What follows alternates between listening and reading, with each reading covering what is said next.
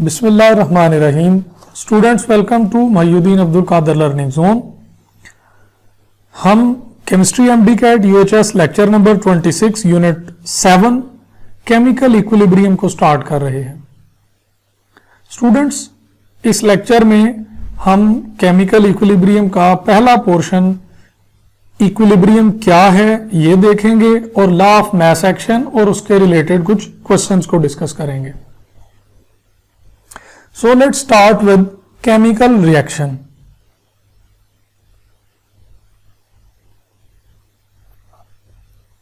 Chemical reaction. What is chemical reaction? Students, chemical reaction में दो चीजें हैं, दोनों बहुत इंपॉर्टेंट हैं। First one is old bond break, bond break, and second one is new bond forms, new bond form।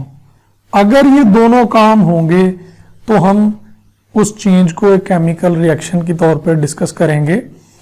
Students, एक example देखें, NaCl solid, इसे हम वाटर में ऐड करें, it gives sodium +1 aqueous plus chloride -1 aqueous। क्या ये chemical reaction है या नहीं है? स्टूडेंट्स, इसमें ओल्ड बॉन्ड तो ब्रेक हुआ है बट अभी कोई न्यू बॉन्ड नहीं बना, तो हम इसको केमिकल रिएक्शन नहीं ले रहे, हम इसको एक फिजिकल चेंज ही समझेंगे। अब chemical reaction students two types के हमें नजर आएंगे। First one is irreversible and second one is reversible. तो पहले हम डिस्कस करते हैं इरिवर्सिबल को।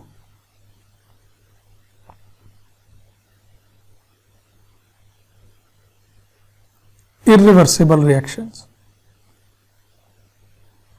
इरिवर्सिबल रिएक्शन ऐसे रिएक्शन होंगे जिनमें reactant is converted into product but product do not form reactant. Reactant तो प्रोडक्ट बनाएगा लेकिन प्रोडक्ट वापस रिएक्टेंट में कन्वर्ट नहीं होगा। स्टूडेंट्स, इसमें बहुत सारी एग्जांपल्स आप डिस्कस कर सकते हैं। सबसे पहले burning of wood, burning of paper, petrochemicals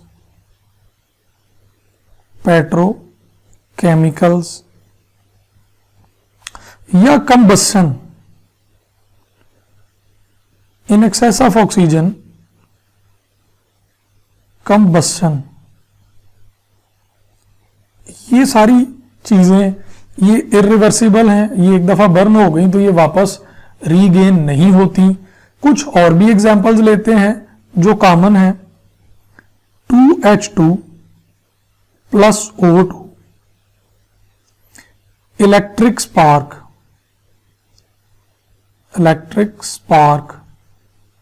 it form water, ये भी रिवर्सिबल चेंज है। When we react sodium with water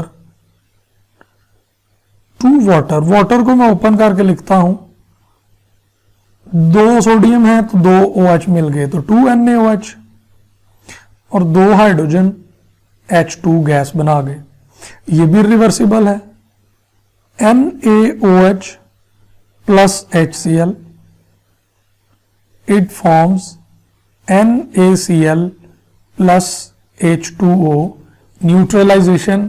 students, ये भी इरिवर्सिबल है। Magnesium 2 mole + O2 gas, it form 2MgO, magnesium oxide decompose नहीं होता, ये भी इरिवर्सिबल रिएक्शन है। And many more reactions can be discussed for irreversible.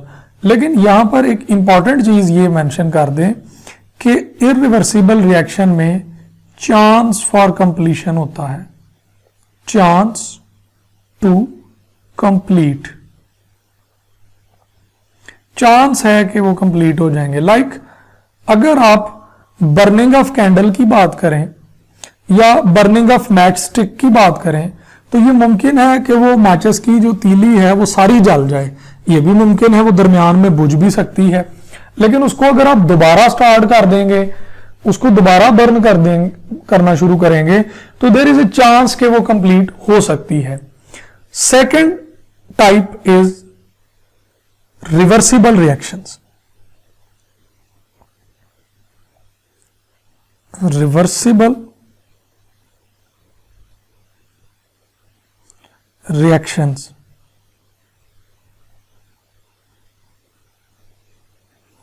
reversible reactions students, reactants are converted into products and products break down to convert back into reactants. ऐसे जो reaction होंगे they are called as reversible reactions. हम कुछ examples discuss करते हैं। N2 plus O2 both are gases, 2NO gas, ये reversible reaction है। H2 plus I2 दोनों gases, 2HI again gas, CaCO3 solid, it form calcium oxide solid plus CO2 gas. तो students ये हमने कुछ एग्जांपल्स डिस्कस कर ली हैं, और भी बहुत सारी एग्जांपल्स डिस्कस हो सकती हैं, आगे चल के हम वो भी डिस्कस करेंगे। रिएक्टेंट प्रोडक्ट में और प्रोडक्ट वापस रिएक्टेंट में कन्वर्ट होते रहते हैं। तो ऐसे जो रिएक्शंस होते हैं वो रिवर्सिबल है। नेवर कंप्लीट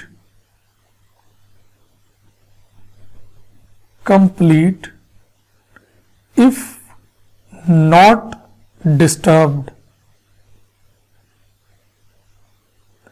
अगर इनको डिस्टर्ब ना किया जाए तो ये कभी कंप्लीट नहीं होते, क्योंकि रिएक्टेंट प्रोडक्ट में और प्रोडक्ट वापस रिएक्टेंट में आ रहा है, तो रिएक्टेंट भी खत्म नहीं हो रहा, प्रोडक्ट भी खत्म नहीं हो रहा, दोनों एक दूसरे में कन्वर्ट होते जा रहे हैं, तो ये रिएक्शन कभी भी खत्म नहीं होता।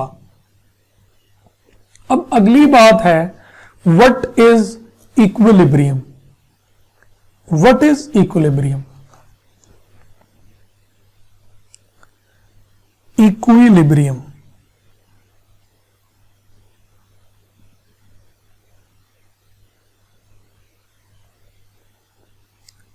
स्टूडेंट्स, इक्विलिब्रियम के लिए मैं आपके सामने कुछ 5-6 पॉइंट्स लिख देता हूं। Rate forward is equals to rate reverse, ये इक्विलिब्रियम होगा। Number 2,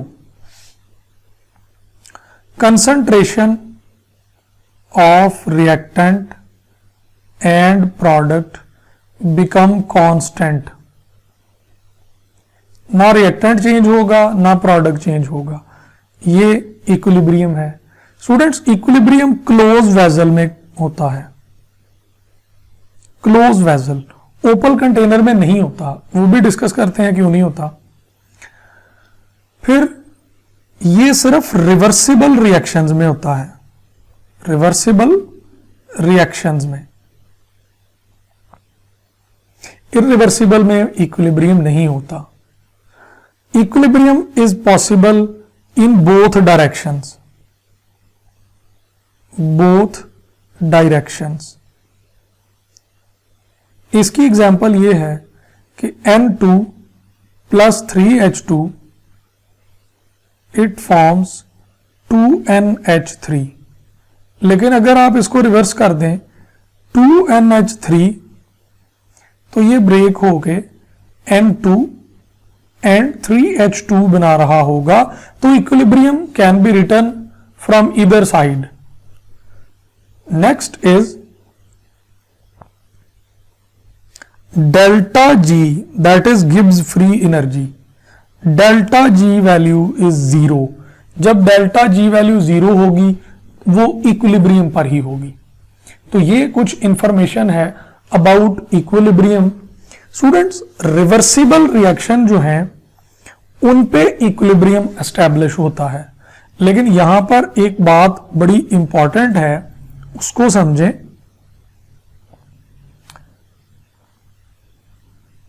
reversible reaction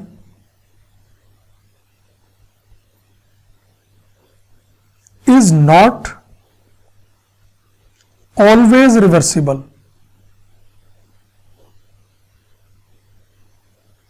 reversible reaction हमेशा के लिए रिवर्सिबल नहीं होता।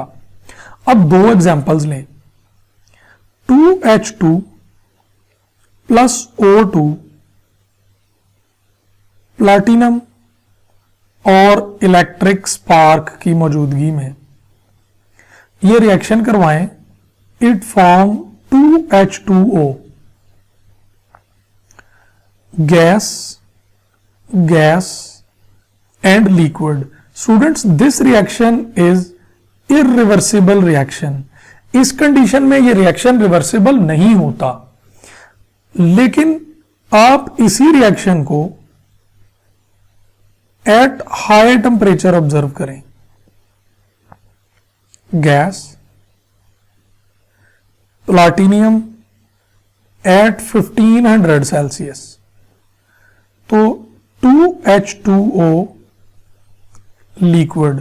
स्टूडेंट्स, पहले तो ये रिएक्शन होता था, अब हम इसके साथ एक रिवर्स का सिंबल भी लगा रहे हैं। ये मैंने कंप्लीट एरो लिखा है, ये जानबूझ के कंप्लीट लिखा है ताकि आपको अंडरस्टैंडिंग मिल जाए। At 1500 Celsius water start decomposition into hydrogen and oxygen। Now this reaction is reversible reaction। यानी यही रिएक्शन पहले रिवर्सिबल नहीं था, अब ये रिवर्सिबल है। At certain conditions reaction reversible होते हैं। स्टूडेंट्स, एक और एग्जांपल लिखते हैं। M2 gas plus 3H2 gas, this reaction is reversible but not at room temperature। This reaction is reversible at 450 Celsius approximately and iron catalyst high pressure। ये reaction reversible है, लेकिन हमेशा रिवर्सिबल ये भी नहीं होता, एट सर्टेन कंडीशंस होता है। स्टूडेंट्स, अब हमने पीछे एक बात की थी क्लोज्ड वेसल, उसके लिए हम एक आइडिया अंडरस्टैंड करते हैं। CaCO3 ये सॉलिड है, इसका equilibrium CaO it is solid plus CO2 it is gas. Students, अगर ये कंटेनर एक ओपन कंटेनर होगा तो CO2 यहां से रिमूव हो जाएगी, तो फिर CaO कैल्शियम ऑक्साइड यानी लाइम से रिएक्ट बैक करने के लिए CO2 अवेलेबल नहीं होगी, तो फिर ये रिएक्शन रिवर्सिबल भी नहीं होगा। और अगर CO2 मौजूद है और वो एक कंटेनर में है तो वो वहां से लीव नहीं कर सकती। अगर वो लीव नहीं कर रही, इसका क्या मतलब है? इसका मतलब यह है कि वो रिएक्ट बैक कर सकती है, यानी क्लोज सिस्टम के अंदर ही वो रिएक्शन हो सकता है इक्विलिब्रियम की फॉर्म में, अदरवाइज इक्विलिब्रियम डिस्कस नहीं किया जाता। अब हम सपोज करते हैं कि सिस्टम इज क्लोज, और एक दूसरी बात सपोज करते हैं कि कंडीशंस अचीव्ड।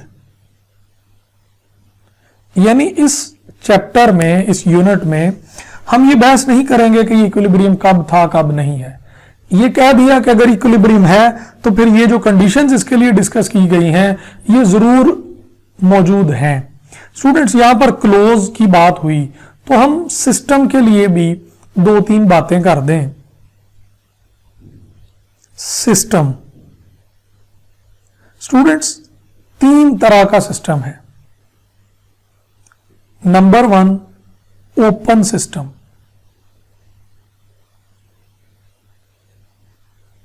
ओपन सिस्टम क्या होता है? ऐसा सिस्टम जिसमें मैटर और एनर्जी दोनों एक्सचेंज हों,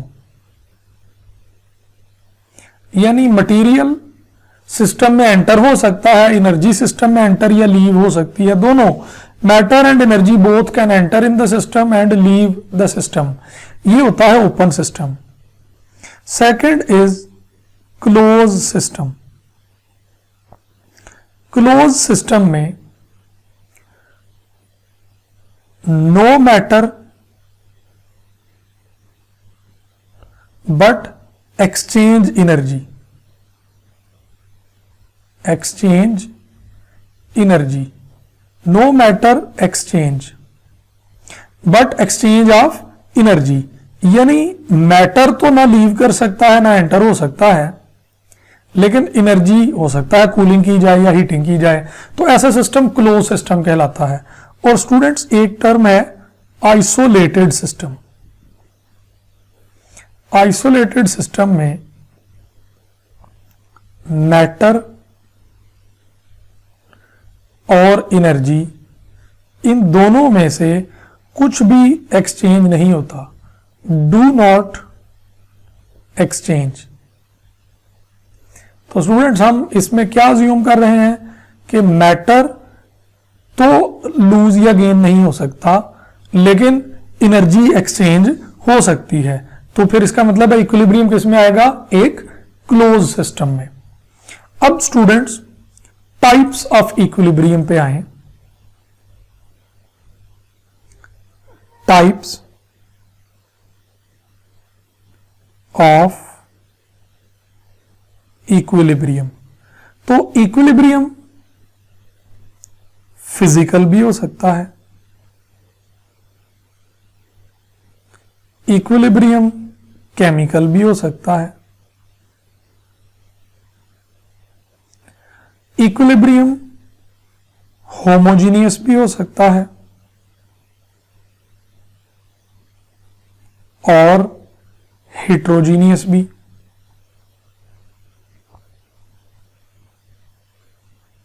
स्टूडेंट्स होमोजीनियस इक्विलिब्रियम वो है जिसमें सबके फेज सेम हो। लिक्विड है तो सारे लिक्विड रिएक्टेंट प्रोडक्ट, गैसेस हैं तो रिएक्टेंट प्रोडक्ट सारे गैसेस। हेट्रोजीनियस। और स्टूडेंट्स स्टैटिक इक्विलिब्रियम भी डिस्कस किया जाता है और इक्विलिब्रियम डायनामिक भी डिस्कस किया जाता है। हम स्टैटिक इक्विलिब्रियम को यहां पर फोकस नहीं करेंगे। Static equilibrium is equilibrium when reaction stops, most of the time it is in physical changes. और डायनामिक इक्विलिब्रियम, हम जितने भी इक्विलिब्रियम अब इस यूनिट में डिस्कस करेंगे इसके बाद क्वेश्चंस में, वो सारे डायनामिक इक्विलिब्रियम को डिस्कस करेंगे, यानी फॉरवर्ड और रिवर्स दोनों तरफ रिएक्शन हो रहे हैं और स्टैटिक में रिएक्शन स्टॉप हो जाता है। तो स्टूडेंट्स फिजिकल और केमिकल इक्विलिब्रियम को डिस्कस कर लें। Physical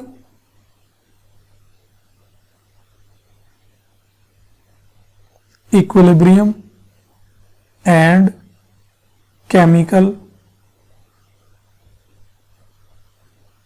equilibrium.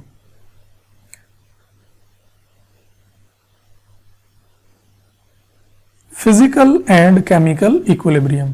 Students physical equilibrium exist between same chemical species। और जो केमिकल इक्विलिब्रियम है इट एग्जिस्ट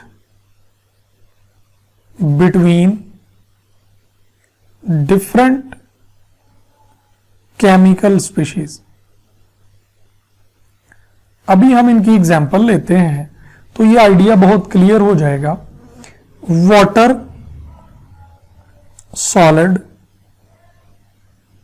और वाटर गैस या वाटर लिक्विड। अगर ये एक इक्विलिब्रियम हो, इट मींस आइस और वाटर, ये इक्विलिब्रियम हो, तो दोनों में केमिकल इक्वेशन यानी केमिकल फार्मूला तो सेम है ना, मटेरियल की नेचर तो नहीं चेंज हुई, सिर्फ फिजिकल स्टेट चेंज हुई है। जबकि केमिकल इक्विलिब्रियम में N2 gas plus 3H2 gas, it gives 2NH3, it is liquid। तो स्टूडेंट्स इसमें नाइट्रोजन और हाइड्रोजन ये दो डिफरेंट स्पीशीज हैं और इसमें केमिकल नेचर चेंज हो गई है स्टूडेंट्स, तो ये केमिकल इक्विलिब्रियम है। अब एक और बात याद रखें, एक और एग्जांपल डिस्कस करते हैं कि अगर हम सॉलिड आयोडीन और गैस आयोडीन को डिस्कस करें इन इक्विलिब्रियम, तो ये भी मुमकिन है। ये कैसे होता है? ये सब्लिमेशन है, डायरेक्टली गैस में कन्वर्ट होना, और गैस का वापस आना, इट इज डेपोजिशन। तो सब्लिमेशन और डेपोजिशन में भी इक्विलिब्रियम हो सकता है। ऊपर जो लिखा हुआ था वो मेल्टिंग, सॉलिड का लिक्विड में जाना और लिक्विड का सॉलिड में आना, फ्रीजिंग। स्टूडेंट्स ये सारे के सारे जो फिजिकल इक्विलिब्रियम होते हैं ये हेट्रोजीनियस होते हैं। हेट्रोजीनियस यानी उनमें रिएक्टेंट और प्रोडक्ट साइड जो हैं, यानी दोनों जो स्टेट्स हैं वो फिजिकली डिफरेंट है। एक सॉलिड है, एक लिक्विड है, एक गैस है, एक सॉलिड है, तो ये डिफरेंट हो सकती हैं इसमें। जबकि ये एग्जांपल जो हमें अमोनिया की नजर आई है, रिएक्टेंट गैस है और प्रोडक्ट सॉलिड है, तो ये हेट्रोजीनियस है। ये हेट्रोजीनियस की एग्जांपल है। स्टूडेंट्स हम इसमें एक और एग्जांपल ले लेते हैं, that is H2I2, both are gases, it form an equilibrium with 2HI, again gas। तो स्टूडेंट्स ये होमोजीनियस इक्विलिब्रियम है, यानी केमिकल इक्विलिब्रियम होमोजीनियस और हेट्रोजीनियस दोनों टाइप का हो सकता है, but physical equilibrium is heterogeneous type. Students अब इक्विलिब्रियम के आइडिया को ही बेहतर करने के लिए हम एक एमसीक्यू लिखते हैं जिसमें एक बड़ी इंटरेस्टिंग चीज हम डिस्कस करेंगे। एमसीक्यू ये है, which of following is incorrect for equilibrium. हम डिफरेंट ग्राफिकल रिप्रेजेंटेशन ड्रा करते हैं।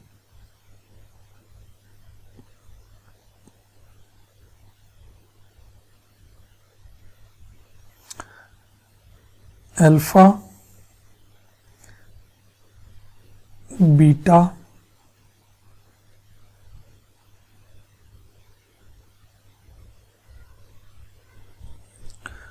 अभी ये मुकम्मल नहीं हुआ क्वेश्चन, मैं इसको मुकम्मल करता हूं। इसके ऊपर हमने रिएक्टेंट्स और प्रोडक्ट भी मेंशन करने हैं।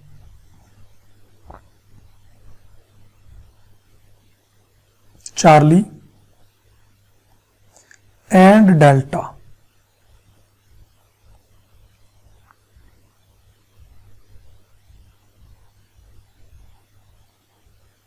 Students reactant product, reactant product, reactant product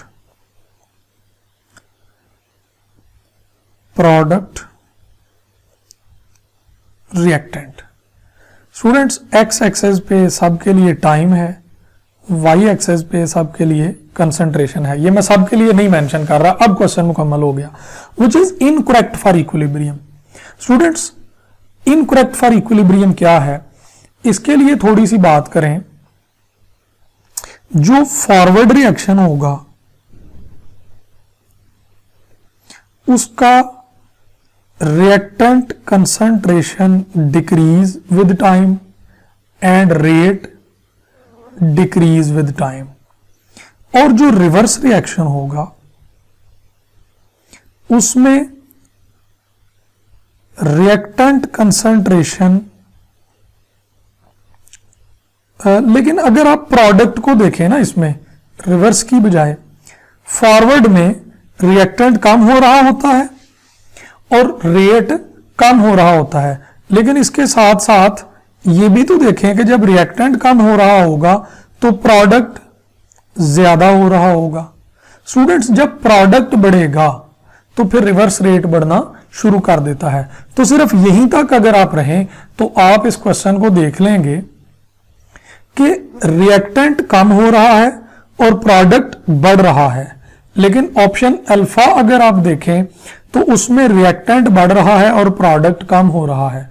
तो स्टूडेंट्स यही गलत स्टेटमेंट है, बाकी सारी ठीक है। सब में रिएक्टेंट कम हो रहा है और प्रोडक्ट बढ़ रहा है। स्टूडेंट्स एक आप ये भी बात समझें, यहां पर मैं पिंक से मेंशन कर रहा हूं, यहां पर जो लाइंस हैं वो parallel to the X axis हो गई, ये लाइन भी parallel to the X axis हो गई, ये भी हो गई, यहां पर भी हो गई। स्टूडेंट्स जब parallel to the X axis हो जाए तो वो इक्विलिब्रियम होता है। इक्विलिब्रियम यानी वहां पर कंसंट्रेशंस चेंज नहीं हो रही, और पहले वाला तो खैर इक्विलिब्रियम है ही नहीं, उसको डिस्कस करने की जरूरत नहीं है। अब इस ग्राफ को एक दफा फिर से देखें।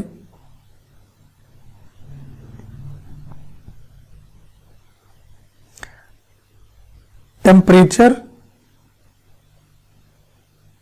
Sorry time and Y axis पे कंसंट्रेशन। स्टूडेंट्स इसको ऐसे स्ट्रेट भी बनाया जा सकता है, कर्व भी बनाया जा सकता है। स्टूडेंट्स ये जो रिएक्टेंट है ये डाउनवर्ड आ रहा है, इससे जाहिर हो रहा है कि वैल्यू कम हो रही है, और कंसंट्रेशन ऑफ प्रोडक्ट बढ़ रही है। और स्टूडेंट्स यहां पर जब ये line parallel to the X axis हो गई तो अब टाइम बढ़ने से रिएक्टेंट और प्रोडक्ट की कंसंट्रेशन को कोई फर्क नहीं पड़ रहा, ना रिएक्टेंट बढ़ रहा है ना प्रोडक्ट बढ़ रहा है। लेकिन लेफ्ट टू राइट आप बढ़ते भी जा रहे हैं तो उसमें कंसंट्रेशन सेम हो रही है। कंसंट्रेशन कांस्टेंट लिखा था, उसका यही मतलब है, ना रिएक्टेंट चेंज होगा ना प्रोडक्ट चेंज होगा। स्टूडेंट्स रेट फॉरवर्ड डिक्रीज होता जाएगा और रेट रिवर्स इंक्रीज होता जाएगा, क्योंकि फॉरवर्ड रेट रिएक्टेंट पे डिपेंड करता है जो कम हो रहा है, और रिवर्स रेट प्रोडक्ट पे डिपेंड करता है जो कि with the passage of time बढ़ रहा है। और at equilibrium rate forward become equal to rate reverse, ये इक्विलिब्रियम कायम हो जाएगा। स्टूडेंट्स इक्विलिब्रियम पर रिएक्टेंट प्रोडक्ट से ज्यादा भी हो सकता है, रिएक्टेंट प्रोडक्ट से कम भी हो सकता है इन कंसंट्रेशन, और रिएक्टेंट और प्रोडक्ट इक्वल भी हो सकते हैं in concentration. Their rates are always equal at equilibrium, but this condition is not necessary for the concentration. आप अगेन ग्राफ को देख लें, बीटा वाले ग्राफ में रिएक्टेंट और प्रोडक्ट एक ही लाइन पे आ गए हैं तो ये इक्वल है। चार्ली में रिएक्टेंट ज्यादा है और प्रोडक्ट कम है, फिर भी इक्विलिब्रियम है। डेल्टा में प्रोडक्ट ज्यादा है और रिएक्टेंट कम है, फिर भी इक्विलिब्रियम है। तो स्टूडेंट्स ये मुमकिन है कि ये दोनों इक्वल हो, एक कम हो और एक ज्यादा हो। इक्विलिब्रियम पे तीनों हो सकते हैं, ये कंडीशन नहीं है कि इक्विलिब्रियम पे कंसंट्रेशन हमेशा इक्वल होगी, हो सकता है कि कभी हो, but not always equal, but rate of reaction of forward direction and reverse directions are always equal. तो स्टूडेंट्स, ये हमने इक्विलिब्रियम डिस्कस किया है, बहुत ज्यादा डिटेल से डिस्कस कर लिया है कि इक्विलिब्रियम क्या है। अब हम law of mass action discuss करते हैं। Law of mass action.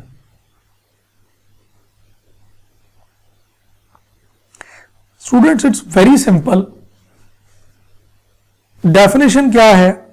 Rate is directly proportional to the product of active masses of reacting species being raised to their powers। जरूरी नहीं हर एक में पार नजर आए, कभी पार नहीं होगी तो वो 1 होगा और कभी हो सकता है कि पार्स मुमकिन हो। Students, it is very simple कि rate is directly proportional to reactant concentration, और ये रेट फॉरवर्ड की बात है। And rate is inversely directly proportional to product concentration, ये रेट रिवर्स की बात है। स्टूडेंट, रेट रिवर्स का रिएक्टेंट क्या होता है? जो रिएक्शन का प्रोडक्ट होता है वही एक्चुअली लाइक दिस। आप ये देखें, एक रिएक्टेंट ए है, वो बी में कन्वर्ट हो रहा है, तो फॉरवर्ड रेट में रिएक्टेंट ए है और रिवर्स रेट में रिएक्टेंट बी है, और वैसे जनरली हम बी को प्रोडक्ट समझते हैं जो राइट साइड पे हो। Students, what is active mass? एक तो ये बात डिस्कस करनी है, इसको हम बाद में लाते हैं, पहले हम इसके रिलेशनशिप्स डिस्कस कर लें। Rate forward is directly proportional to A. Rate forward is equal to K F into A, और rate reverse is directly proportional to B, and rate reverse is equal to Kr, rate constant for reverse reaction, into B.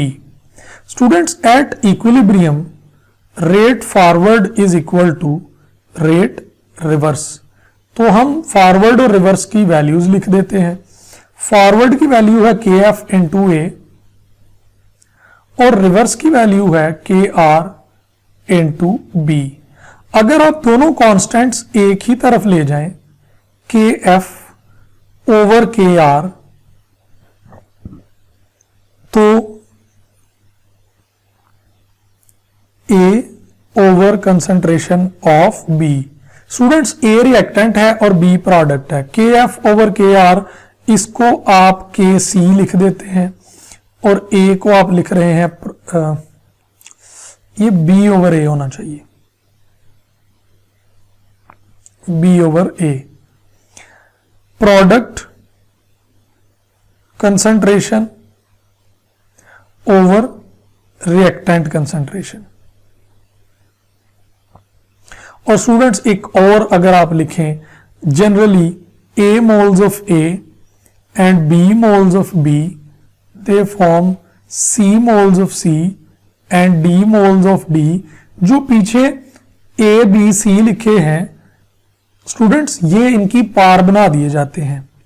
के C is equal to K F over K R is equal to C moles of C and D moles of D.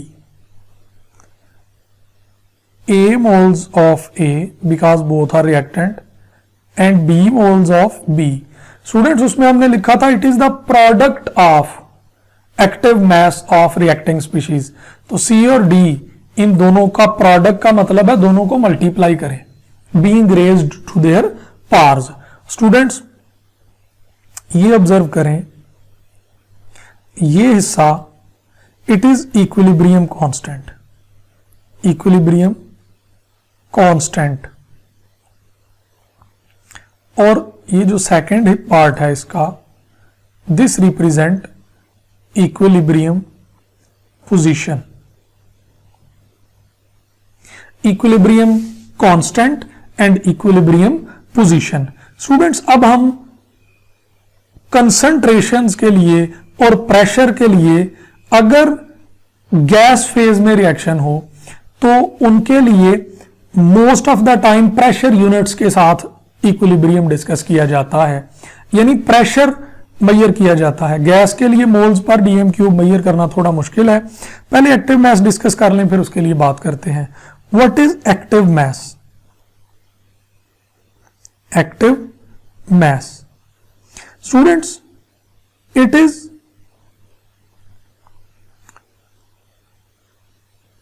amount of reactant available for reaction, available for chemical reaction. For example, students, if we have 100 gram calcium hydroxide dissolved in water,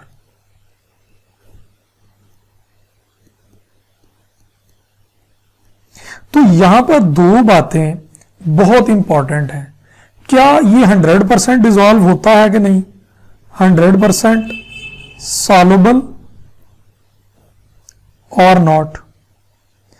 अगर ये 100% soluble है तो फिर एक दूसरी बात बड़ी important है जो गौर करने के काबिल है, 100% प्योर और नॉट।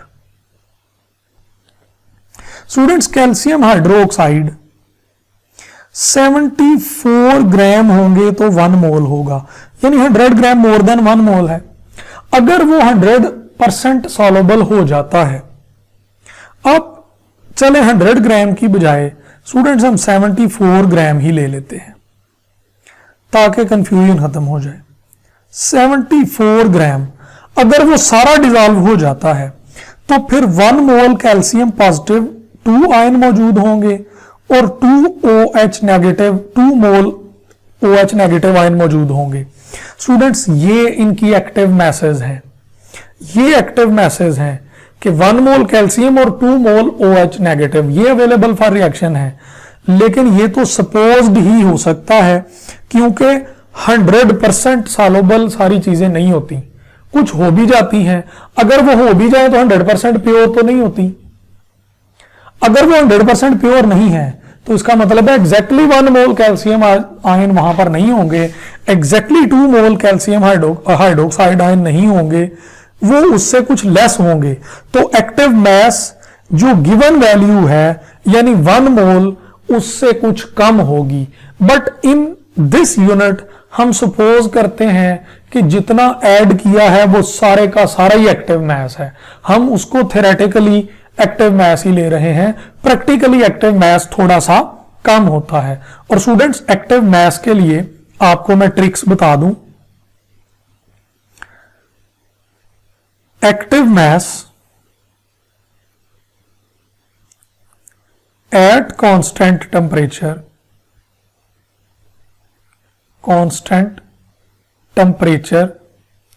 इसमें partial pressure is directly proportional to active mass। जब आप कहते हैं कि कोई चीज मोल्स पर डीएम क्यूब में है, स्टूडेंट्स जो एक्टिव मास है इसको हमने मोल्स पर डीएम क्यूब लिखना है, और मोल्स पर डीएम क्यूब को इस तरह ब्रैकेट में लिख देंगे, सिर्फ ब्रैकेट लिख देंगे तो इसका मतलब भी हमारा मोल्स पर डीएम क्यूब होगा। लेकिन एक रिएक्शन है आपके पास H2 gas plus I2 gas 2HI, ये भी गैस। तो स्टूडेंट्स गैसेस के लिए वॉल्यूम सर्टेन नहीं होता, कंटेनर्स का वॉल्यूम चेंज होने से गैसेस का वॉल्यूम चेंज हो जाता है, तो मोल्स पर डीएम क्यूब उतनी ही गैस के लिए बिल्कुल डिफरेंट हो जाएंगे। लेकिन अगर आप टेम्परेचर कांस्टेंट रखें और इसके लिए प्रेशर मेजर कर लें, तो 1 मोल गैस का एसटीपी पे जब आप उसको एक कांस्टेंट टेम्परेचर पे रखते हैं तो 1 मोल का एक फिक्स प्रेशर होगा। अगर आप टेम्परेचर चेंज करेंगे तो वो प्रेशर चेंज होगा, अदरवाइज वो प्रेशर चेंज नहीं होगा। तो इसका मतलब ये हुआ कि प्रेशर को डिस्कस करना ये भी एक्टिव मास की ही एक रिप्रेजेंटेशन है। आप एक दूसरा हिंट ये देखें, active mass for liquid and solid, for liquid and solids. For liquid and solid that are pure, assumed to be 1, यानी 1 मोल पर डीएम क्यूब। जब लिक्विड और सॉलिड्स ज्यादा अमाउंट में डिस्कस किए जाते हैं और वो हों भी प्योर, तो उनको सपोज कर लिया जाता है दे आर कंसिडर्ड एज 1 मोल पर डीएम क्यूब, अगर उनकी कंसेंट्रेशन डिस्कस नहीं की गई। और अगर डिस्कस की गई है तो फिर आपको गिवन मोल से डिस्कस करना होता है। और एक आखिरी पॉइंट इसके हवाले से, active mass for gas at NTP, normal temperature and pressure, यानी 25 सेल्सियस पे, it is taken as 1/22.4, 1/22.4 inverse of its molar volume. ये स्टूडेंट्स आगे जाके क्वेश्चंस में हमें जरूरत पड़ेगी, तब जाके हम डिस्कस करेंगे कि ये क्या है और इसको कैसे डिस्कस करना है। अब हमने 2 चीजें डिस्कस की हैं, एक इक्विलिब्रियम कांस्टेंट और दूसरी equilibrium position. Students Kc equilibrium constant था, Kc does not depend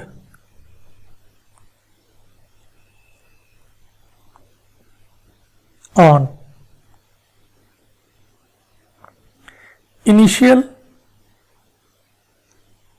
concentration of reactants and products, pressure of reactants and product, यानी दोनों में से किसी पे भी नहीं, volume of reactants and products, not even at catalyst,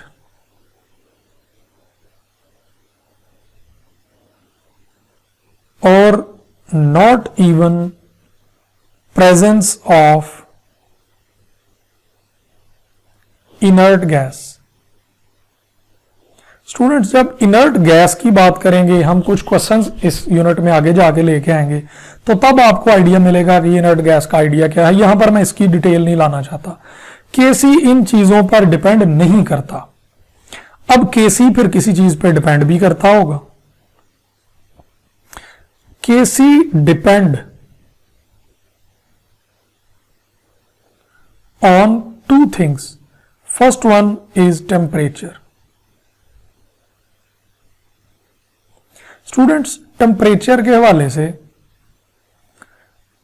exothermic और एंडोथर्मिक, अगर रिएक्शन एक्सोथर्मिक हो तो Kc inversely proportional to temperature होता है, और रिएक्शन एंडोथर्मिक हो तो Kc directly proportional to temperature होता है। इसको भी हम ली चैटलियर प्रिंसिपल में जाके डिटेल से डिस्कस करेंगे, यहां पर जस्ट आपको आइडिया दिया जा रहा है। और दूसरी चीज है mode of representation, mode of representation.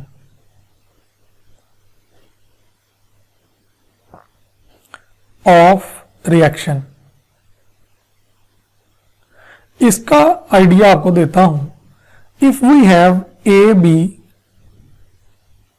That give C D and they go to equilibrium, it's K C is concentration of C and D over concentration of A and B। Student suppose करें C और D total 10 बनते हैं multiply करके, A और B multiply करके 5 बनते हैं, तो आंसर क्या हुआ 2/1। लेकिन अगर आप इसको यूं शो करें CD और AB है तो ये भी इक्विलिब्रियम और केमिकल स्पीशीज तो ये भी वही है, लेकिन अब केसी देखें, अब होगा ए बी जो कि प्रोडक्ट है ओवर सी डी, और यहां पर आप देखें 5/10, तो के सी बिकम्स 1/2। तो स्टूडेंट्स एक तरफ आंसर 2 है और दूसरी तरफ 1/2 है, तो ये तो दोनों, एक को के सी डैश कह लें, एक को के सी कह लें, तो के C is inversely proportional to के सी डैश, यानी उसी को अगर रिएक्शन के रिएक्टेंट्स को प्रोडक्ट और प्रोडक्ट को रिएक्टेंट बना देंगे तो उस वक्त के सी और के सी डैश दोनों अपोजिट होंगे। तो फिर के सी की वैल्यू जो है वो डिपेंड कर रही है रिप्रेजेंटेशन पे कि आप किसको रिएक्टेंट कंसिडर करते हैं और किसको प्रोडक्ट। तो ये तो एक आइडिया है, लेकिन इस यूनिट में ये बहस कभी भी नहीं होनी, इस यूनिट में सिर्फ टेम्परेचर के रिलेटेड बहस होनी है। तो स्टूडेंट्स हमने यहां पर के सी के हवाले से भी काफी सारी डिटेल डिस्कस कर दी है। और के सी है क्या?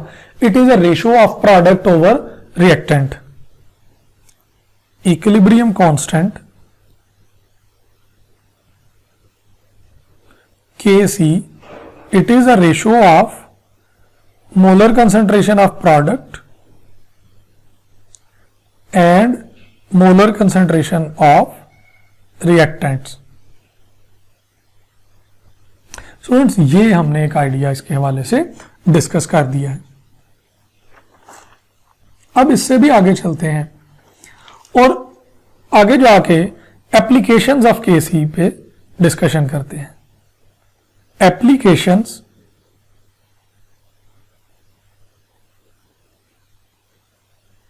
ऑफ केसी यानी इक्विलिब्रियम कांस्टेंट की एप्लीकेशंस क्या हैं? And first one is direction of reaction. Direction of reaction, 3 conditions are possible. Kc is greater than Qc, Kc is less than Qc and Kc is equal to Qc। Students, what is Qc? हमारी FSC की book ने Kc greater than product over reactant concentration लिखा हुआ है, Kc less than product over reactant concentration लिखा हुआ है, और K C equal to product over reactant concentration है। तो ये दोनों एक ही चीज है स्टूडेंट्स। अब आप ये देखें कि के सी तो होता ही प्रोडक्ट ओवर रिएक्टेंट है, तो फिर ज्यादा और कम कैसे हो गया? यही आइडिया आपको क्यूसी यानी इक्विलिब्रियम कोशेंट या रिएक्शन कोशेंट देगा। Students, Kc is product concentration divided by reactant concentration when equilibrium is attained। जब इक्विलिब्रियम कायम हो जाए उस वक्त प्रोडक्ट और रिएक्टेंट की रेशो लेंगे तो वो इक्विलिब्रियम कांस्टेंट यानी Kc है।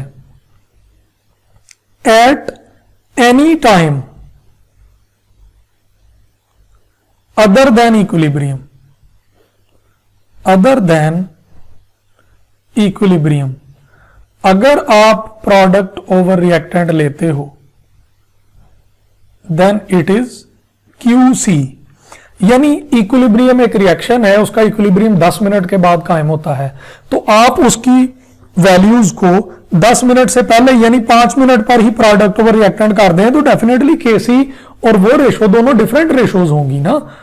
लेकिन जब इक्विलिब्रियम कायम हो जाए उसके बाद अगर प्रोडक्ट ओवर रिएक्टेंट करें तो वो केसी यानी इक्विलिब्रियम कांस्टेंट होगा। तो स्टूडेंट्स ये आपको आइडिया दिया है कि अगर केसी क्यूसी से ज्यादा होगा तो रिएक्शन गोज फॉरवर्ड, और अगर केसी क्यूसी से कम होगा तो रिएक्शन गोज रिवर्स, और अगर दोनों इक्वल होंगे तो that is a sign of equilibrium, it is a sign of equilibrium. यानी एक ऐसे टाइम पे आपने प्रोडक्ट ओवर रिएक्टेंट लिया है जब इक्विलिब्रियम कायम हो चुका है, तो फिर केसी और क्यूसी वहां पर जाकर बराबर हो सकते हैं, अदरवाइज वो दोनों बराबर नहीं होते। तो स्टूडेंट्स यहां पर जब आप कहते हैं कि रिएक्शन गोज फॉरवर्ड, इसका मतलब है forward more and reverse less, reverse less. मतलब यह हुआ कि रिएक्शन फॉरवर्ड भी है और रिवर्स भी है, लेकिन फॉरवर्ड डायरेक्शन में ज्यादा है और रिवर्स डायरेक्शन में कम है। जब आप कहते हैं रिवर्स तो इसका मतलब है reverse more rate and forward less rate, यानी इक्विलिब्रियम कायम होने से पहले भी रिवर्सिबल रिएक्शन में वो फॉरवर्ड और रिवर्स दोनों तरफ चल रहा है, लेकिन जब आप कहते हैं रिएक्शन फॉरवर्ड है तो इसका मतलब है फॉरवर्ड रेट ज्यादा है और रिवर्स रेट कम है। जब आप कहते हैं रिवर्स है तो रिवर्स रेट ज्यादा है और फॉरवर्ड रेट कम है। तो स्टूडेंट्स ये एक आइडिया मैंने आपको दिया है इसके हवाले से। अब एक एमसीक्यू लिखते हैं जिससे आप ये बता सकते हैं कि रिएक्शन फॉरवर्ड है कि reverse. QC value was found 2 into 10 raised to power minus 5. Kc values of reactions are given which is having rate forward greater than rate reverse. Option alpha 2 into 10 raised to power minus 5, beta 2 into 10 raised to power minus 6, Charlie 2 into 10 raised to power 3. Students जब KC ज्यादा हो QC से, अब 2 into 10 raised to power minus 5 equal है, ये नहीं हो सकता, इस पे इक्विलिब्रियम होगा। 2 into 10 raised पर -6, -6 -5 से भी छोटा है। जब QC बड़ा हो और KC छोटा हो तो फिर रेट रिवर्स ज्यादा होगा और रेट फॉरवर्ड कम होगा, और option Charlie is correct option. जब KC ज्यादा है और QC कम है तो रेट फॉरवर्ड ज्यादा होगा और रेट रिवर्स कम होगा। स्टूडेंट्स इसके रिलेटेड ऐसे MCQ पूछे जा सकते हैं। Next is extent of reaction, extent of reaction।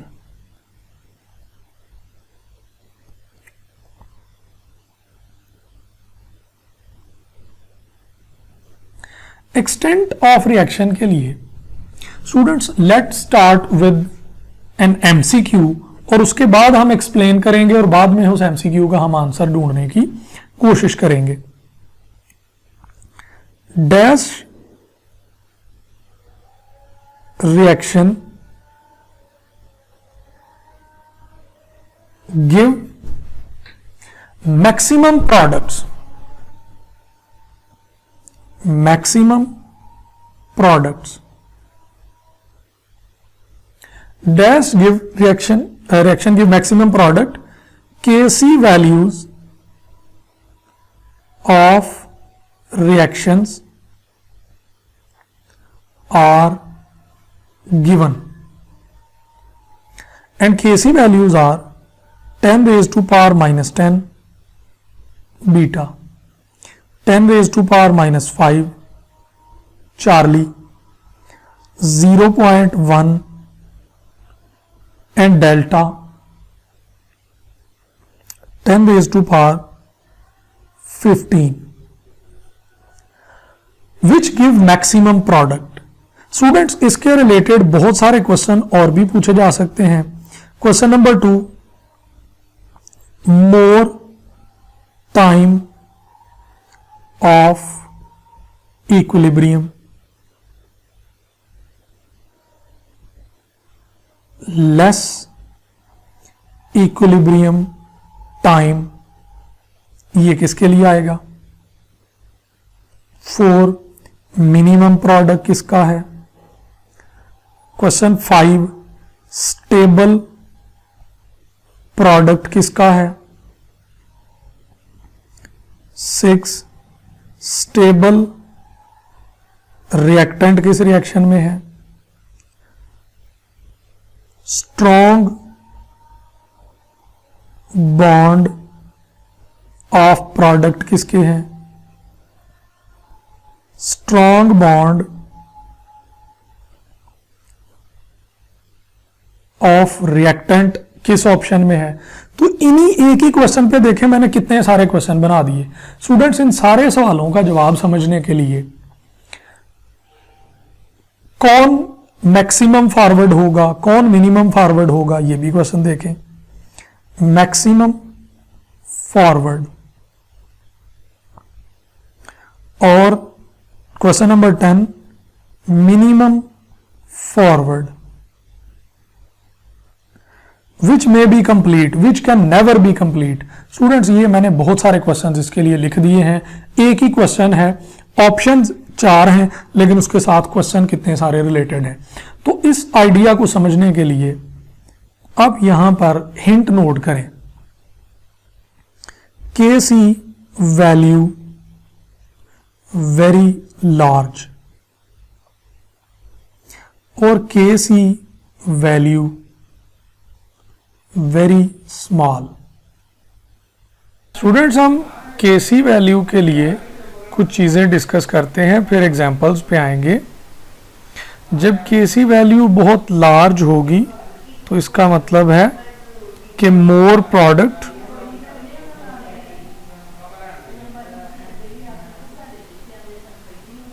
And less reactant, product ज्यादा होंगे, रिएक्टेंट बहुत कम होंगे। Point number 3 is product more stable, more stable,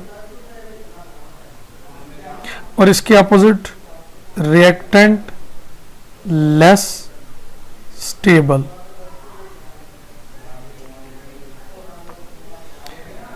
next point ये है कि maximum yield, maximum YELD, maximum yield, इसमें प्रोडक्ट काफी ज्यादा बनता है तो यील्ड ज्यादा हो जाती है। स्टूडेंट्स उसके बाद है मोर इक्विलिब्रियम टाइम, मोर इक्विलिब्रियम टाइम, इसका क्या मतलब है। स्टूडेंट्स अगर आप इसकी यूं समझें कि एक रिएक्शन है जिसमें 90% कंप्लीशन होती है, तो 90% प्रोडक्ट बनाने के लिए उसको काफी सारा टाइम लग जाएगा इक्विलिब्रियम में जाते हुए, और एक रिएक्शन जो 10% कंप्लीट होगा वो बड़ी जल्दी जल्दी इक्विलिब्रियम में चला जाएगा। इसका मतलब इनडायरेक्टली ये हुआ कि फिर उसका इक्विलिब्रियम टाइम कम होगा। तो KC वैल्यू ज्यादा हो तो इक्विलिब्रियम टाइम भी ज्यादा होता है। इसके बाद रिएक्शन ऑलमोस्ट कंप्लीट है, reaction almost complete.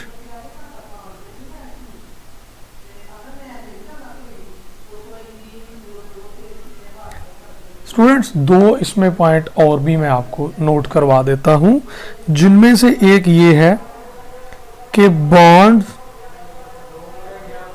Of product strong जो स्टेबल हो उसके बॉन्ड स्ट्रांग होते हैं, और दूसरी तरफ है बॉन्ड्स ऑफ रिएक्टेंट वीक। तो ये आपने एक चीज लिख दी। अब इसके अपोजिट आप दूसरी तरफ जा रहे हैं कि अगर केसी वैल्यू स्मॉल होगी तो फिर इन सारी चीजों को आप सबको अपोजिट लिख दें। First is less product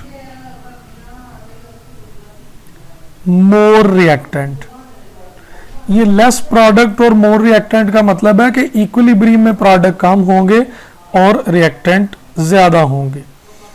number 3, product is less stable. Point number 4, reactant is more stable. ये सब उनके अपोजिट लिखे जा रहे हैं। मैक्सिमम यील्ड में आप यहां पर कह दें लेस यील्ड, या मिनिमम यील्ड भी लिख सकते हैं। फिर मोर इक्विलिब्रियम टाइम, यहां पर हम लिखेंगे लेस इक्विलिब्रियम टाइम। फिर रिएक्शन ऑलमोस्ट कंप्लीट, इसको लिखेंगे रिएक्शन नेवर कंप्लीट, कि ये बहुत थोड़ा सा प्रोडक्ट बनता है, ये रिएक्टेंट खत्म नहीं होगा, तो जाहिर है फिर कभी भी कंप्लीट नहीं हो सकता। फिर यहां बॉन्ड ऑफ प्रोडक्ट स्ट्रॉन्ग, और अब आप इसमें लिखेंगे बॉन्ड ऑफ प्रोडक्ट वीक और bond of reactant strong. Strong bond का मतलब है कि उसमें उसकी बॉन्ड एनर्जी ज्यादा होगी, अट्रैक्शन ज्यादा होगी। तो स्टूडेंट्स, ये हमने चीजें लिख दी। अब जो क्वेश्चन ऊपर लिखा था, अब उसके आंसर की तरफ आते हैं। KC value of reaction are given, more time of equilibrium. KC ज्यादा हो तो इक्विलिब्रियम का टाइम ज्यादा होता है, तो सबसे ज्यादा किसमें केसी है? डेल्टा में है। तो ऑप्शन कौन सी होगी? Option delta. Less equilibrium time, जिसकी केसी सबसे कम होगी, तो ये ऑप्शन अल्फा 10⁻⁻10 सबसे कम वैल्यू है। फिर इसमें है मिनिमम, इसमें आप रिएक्टेंट या प्रोडक्ट लिख लें। मिनिमम प्रोडक्ट किसका होगा? प्रोडक्ट केसी ज्यादा हो तो प्रोडक्ट ज्यादा होता है, केसी कम हो तो प्रोडक्ट कम होता है, तो फिर इसमें ऑप्शन अल्फा होगी। केसी कम है तो प्रोडक्ट भी कम है। फिर है स्टेबल प्रोडक्ट। स्टेबल प्रोडक्ट, केसी अगर ज्यादा होगा तो प्रोडक्ट ज्यादा होगी स्टेबल, तो फिर ऑप्शन डेल्टा आएगा।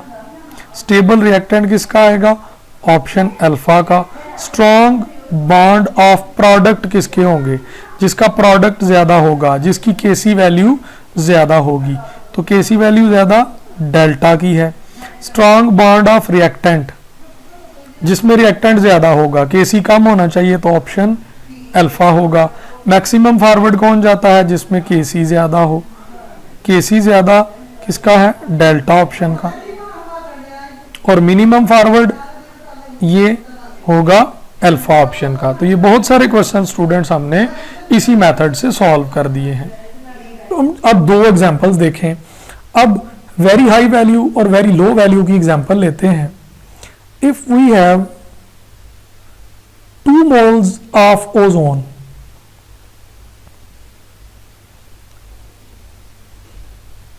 (3O2) at 25 Celsius, its Kc value 10⁻⁵. It is very very high.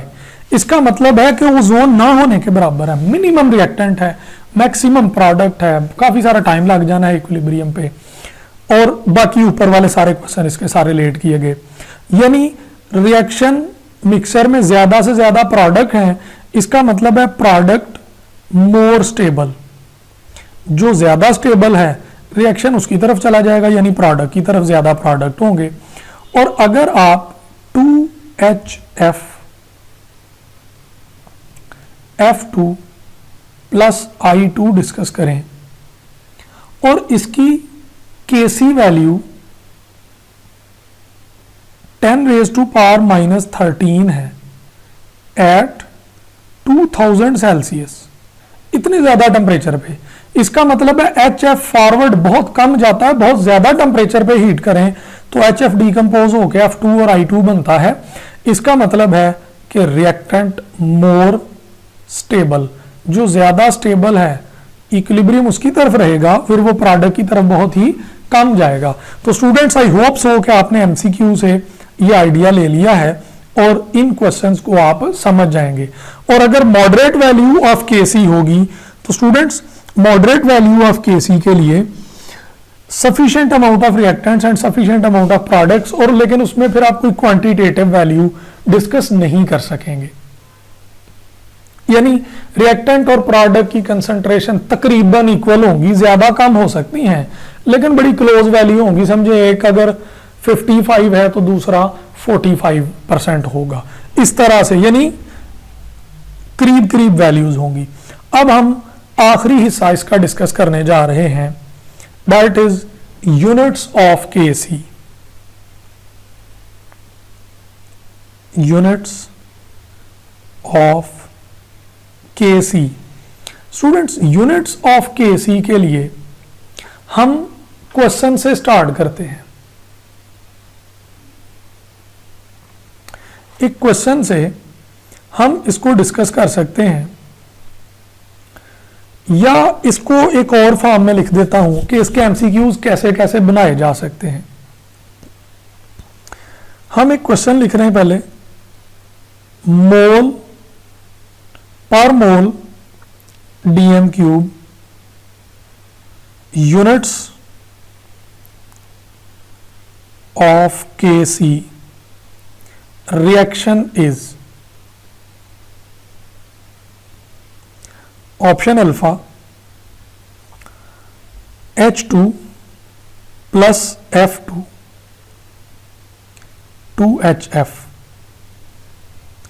Beta N2 plus 3H2 2NH3,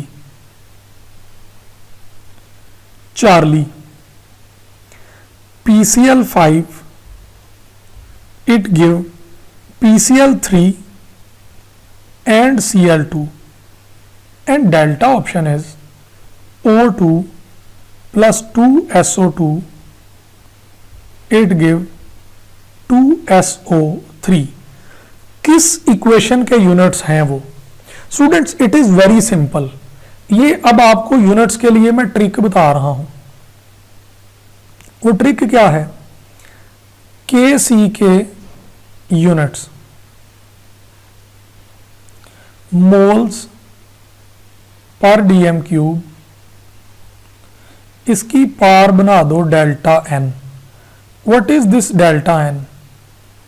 these are moles of product minus moles of reactant. Students ये हमेशा प्रोडक्ट माइनस रिएक्टेंट ही करने हैं, आपने reactant minus product नहीं करने equilibrium में। तो उसको पार बना दें। अब 1 बाय 1 मैं सारों को सॉल्व करके दे देता हूं आपको।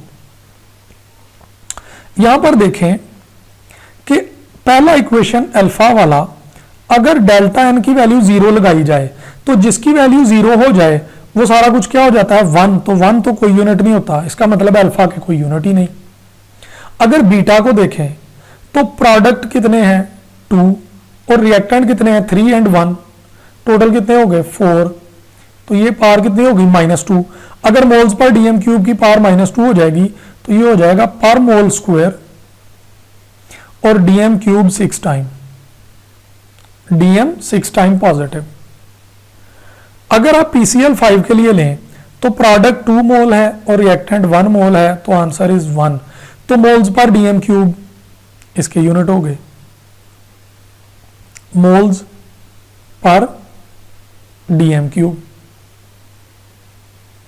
और आखिरी क्या है, रिएक्टेंट 2 मोल है और प्रोडक्ट 2 and 1 टोटल 3 मोल है, तो ये -1 हुआ, डेल्टा एन की जगह -1 लगाएं तो it becomes our actual unit जो कि गिवन है per mole DM cube positive.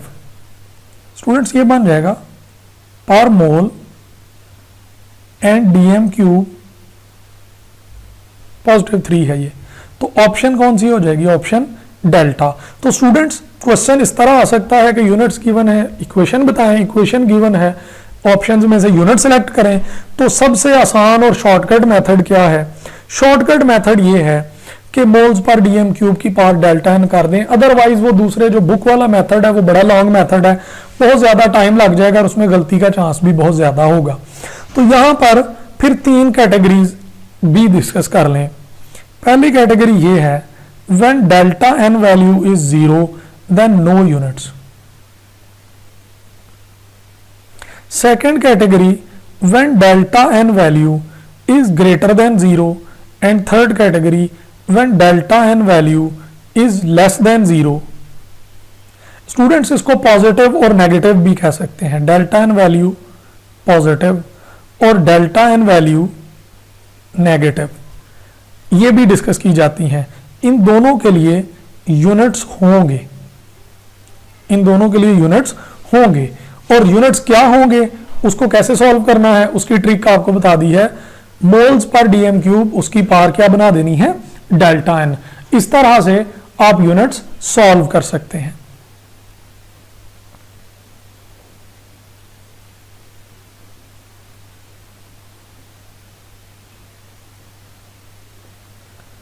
Students I hope so आपको हमारा ये लेक्चर बड़ा हेल्पफुल लगा होगा। अगर आपको हमारा लेक्चर हेल्पफुल लगा तो इसे लाइक करें, सब्सक्राइब करें और हमारे चैनल को दूसरे दोस्तों के साथ और अपने क्लास फेलोज के साथ शेयर करें। Students wait for the next lecture, till then अल्लाह हाफिज, अस्सलाम वालेकुम।